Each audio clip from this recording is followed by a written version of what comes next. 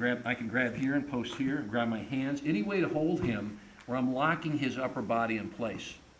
So we're looking at good upper body control here. So in case Mune Gatame is a chest hold, because you're using the chest and the upper body to press him down to the mat. Okay, that's the concept here.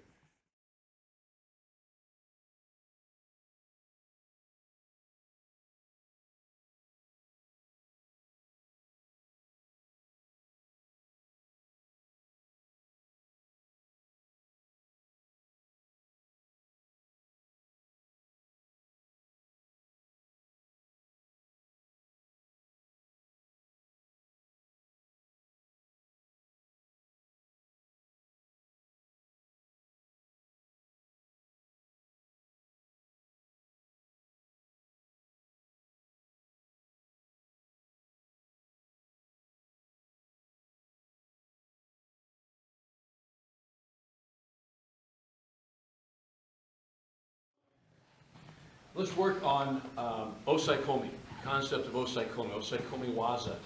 Osaekomi, Osai means to immobilize or to press down or control, okay, and put in place, okay, and, or to hold in place. To add the Osaekomi, the komi is actually applying that hold or that immobilization. So Osaekomi, the Osaekomi means to apply an immobilization, okay? And you think about, we were talking about learning the language, Jim. This is a good example of this is what the Japanese mean in this. It's not just a pin for a quick, two shoulders on the mat, 1 second count, 2 second count. It's not that. You've got to hold him for a period of time.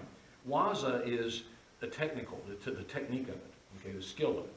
So it's the skill of holding and applying a hold. Okay, that's what it is, Osaekomi waza. And don't think of these different pins as they were, because they are pins, I guess. You're pinning them to the ground and holding. We'll call them pins for sake of brevity. But don't think of them as individual things. They all work together. They all blend together. Okay? Because if you're good at holding someone for time, and that's what they are, they're holding them for a period of time.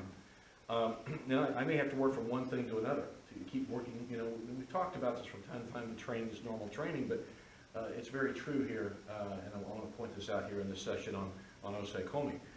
Also, there are several purposes for doing an Osaekomi, okay, historically and that still apply every day.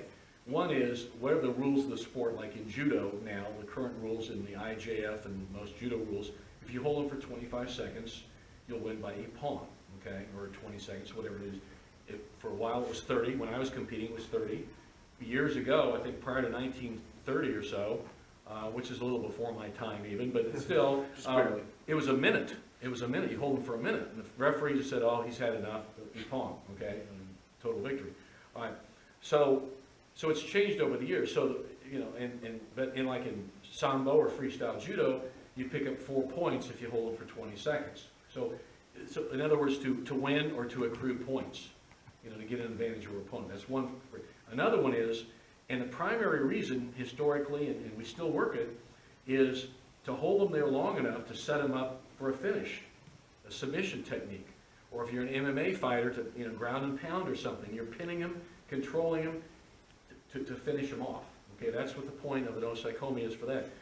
Or another one, to make it so darn uncomfortable, he taps out. Okay, you just squeeze him so hard, and squeeze the air out of him, and he'll tap out from the pressure of the hold. So they're kind of about 3 real primary purposes of an Osaekomi. Okay.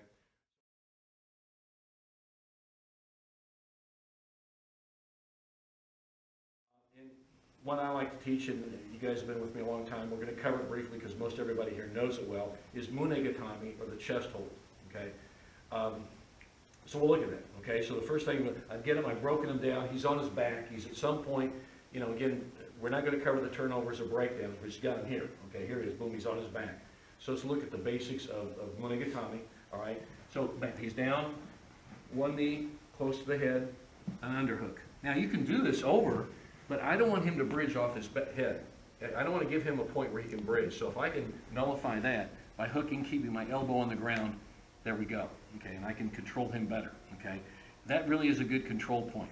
A lot of people will do this, and that's fine, but see, he can turn and get away. So I don't want him to have that bridge, ability to bridge off the head. So hook there, control. And notice my elbow is close to the knee. See that? And notice how my knees are wide, my hips are quite low, all right? Chest is chest, all right? Because I want to stay low on him till I can manipulate him better. So here we are here. And now I can grab in here, I can grab the gi, but what I want to do with the other hand, I want to just pop it up and catch it.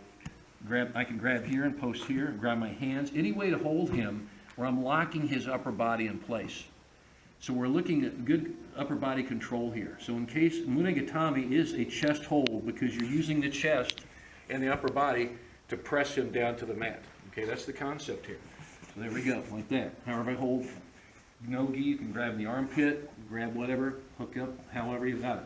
So here we are, and I'm riding here. Now, if I'm just using this to hold him, I can flatten out, I can sit through, whatever it may be, to whatever I need to do to keep my base. Notice my base, my knees are wide, my hips are low, my feet are fairly close together. But I may just have to flatten out, where I'm digging my feet in, like this, tight tripod them, whatever, or sit through. In any event, see how I can do all this stuff. And from here I can shift into a variation of Kesa Gatame. So that's why they say they all blend together. So don't think you have, but you can keep this too. This where squish them, you know, where it takes the air out, that type of thing. But here's your base. So here's what I'm going to have you do. I'm going to have you get the good Mune Gatame, okay? Lock in place just like this. Also, you can, another thing just occurred to me is, Sandy, come on over here. We're going to aim at the feet. By the way, everybody, Sandy's doing the videotaping here. Okay, I can hook here, I can control, or I can grab something, but I want to keep his head controlled. Now, if I see that for some reason he's, you know, turning into me or whatever, okay, this hand, I may just continue to hold here, you know, like I've got a good grip here, somehow hold the gi, whatever. I can put my hand inside to hand check it to keep him from turning into me. Because his best defense right at this point is to try to turn into me and shrimp into me. And if I see I'm controlling up here and I'm blocking here, that keeps that from happening. And if he's getting too frisky with it, I'll say, okay, forget that. I can hook here, grab my belt, and lock in tight. Okay, if I got a belt. If I don't have a belt, I can just hook under my leg, like that. Or the more common thing you see in judo a lot is between the legs and holding the, if you can hold the back of the apron here, the sosu, like this, and hold like this, where you can flatten out, you know, you can sit through. You know, you'll see all these, this hurts, and it's easy. You didn't like that neck thing, you know, nobody does. But see it like that? That's a really good one too, okay? And keep them low, okay? But, or I like the near one because it really pins his leg in tight to you. And there's a Yoko Shiho Gatame, side four corner hold. See how they all blend together? I started with Mune Gatame. You know, I could have shifted to a Kesa variation. Come back here. Okay, so turn it into me. I'll hand check it. Okay, never mind. I'll grab him, tie him up, and keep him there. Okay? Again, the more standard ways here, you can grab the ankle, whatever, to tie it up. You know, anything you want to do to keep them down. That's the idea. So I'm going to have you guys do that now. We'll start with Mune, get a good solid base. Okay? Here's the little drill. Down here like this. I'll start with this. I'm sorry. Here like this. Okay. Now once you got it, okay. Now I'm going to have you flatten out. Okay, I can feel that. A lot of kids do this in judo, basic judo move. Great move. Sit through. Okay, we'll do that. Okay, next one, get a hold of his collar, come back. Go ahead, keep him from, you know, hand check him, work on that. I say, okay, now come over to the top, grab the near one, grab your own belt, lock it. See how I've got his head control, shoulders control, hips, and legs. Okay. Got that one, then we'll finish. Standard, grab the apron here wherever you want. If you can grab the belt, fine, but grab this. Now notice the distribution of the chest, always on him. And the hips are always low. You might even come up high at some point, but that's kind of dangerous. He could swing in and possibly get out. And there you go. I don't want that to happen, okay? So let's work on that little series. Start. We good? Okay. I did a lot of yapping, but it's worth it. I want you to do it. Okay.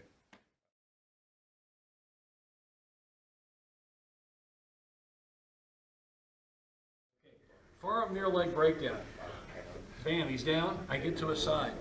Hand closest to the head. Scoop under here, get the elbow. Suck it in tight. This other hand is closest to the rear end, the legs. Grab the near leg.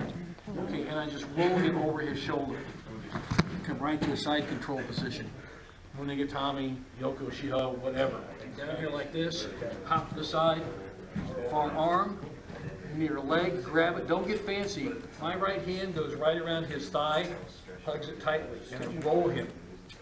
Far arm, near leg. Roll him right over. There we have it. Into the controlling pinning situation, Osaekomi situation.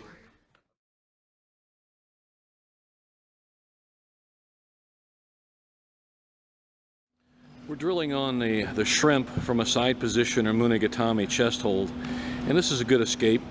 And Jake is going to be stuck here by John. So go ahead, Jake, just go through it slowly and just like you're drilling on it. He puts his hand in there, notice his left hand in the hip and his right hand on the shoulder, and he's going to shrimp out and away. So watch how he shrimps out, and he pulls his opponent back into his guard as he does. So he shrimps out really far and swings his legs in.